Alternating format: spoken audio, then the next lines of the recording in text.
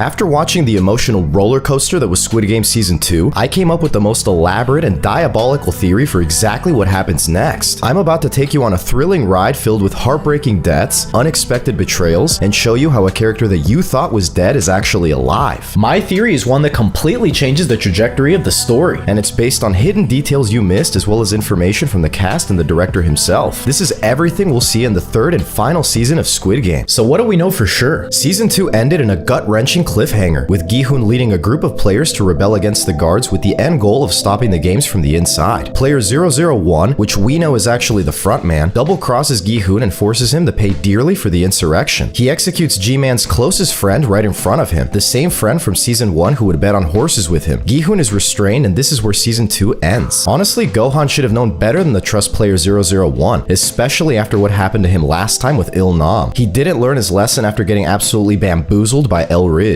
We know Season 3 will take place during this same round of games, because there are still 3 out of 6 games we haven't seen yet, and there's no way the VIPs are going home without what they came to see. So this leads to the big question. What happens next? Number 1, the games continue. The final season will begin exactly where Season 2 left off, with a vote deciding whether or not to continue the games. And the O's are at a massive advantage. Not only were more X's taken out during the fighting at night, but several players who were X's were taken out during the rebellion. The remaining players will undoubtedly vote to continue the games, and now the prize pool is much higher with the overnight fighting and the players who died in the rebellion. Many fans are convinced the train track game teased in the credits could actually be a flashback to the 2015 edition of the games. The round of games where In-ho is the winner. Starting off the final season with a flashback would give us significant backstory on the frontman, who's hands down the most enigmatic and fascinating character in the whole series. This scenario is very likely, as many fans are dying to know what exactly made him want to lead the games. Did he really abandon all hope in humanity, or did something or someone force him to become the frontman? Number 2, get ready to cry. Just like in Season 1, I'm certain there's going to be games where the players must directly eliminate each other, being just as dark and morbid as the marbles game. Without Ji-hoon to warn them about this, I believe the players will partner up based on who they like the most, which will only magnify the upcoming heartbreak. I believe MG Coin will be forced to compete against his ex-girlfriend, most likely sacrificing himself for her and their unborn baby. I'm certain the mother and son will be pinned against each other, as well as Hyun-ju and Dae-ho. Another agonizing possibility is that the train track game is actually the Squid Game version of the trolley problem, where players must choose to sacrifice one person to save several.